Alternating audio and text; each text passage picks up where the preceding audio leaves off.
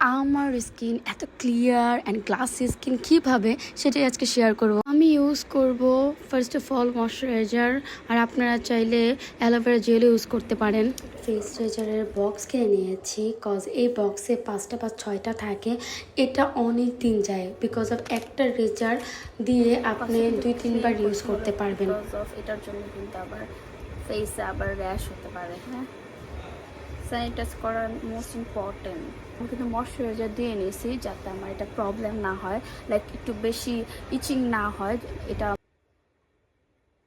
আপনি আপনার ফেস রেজারটা ধরবেন 45 ডিগ্রি অ্যাঙ্গেলে অ্যান্ড স্লোলি ডাউনভার্স থেকে শুরু করতে হবে অ্যান্ড স্লোলি ফেস রেজারটা কিন্তু ইউজ করতে হবে, আর না হলে আপনি একটু কেটে যেতে পারে বা স্ক্র্যাচ হতে পারে।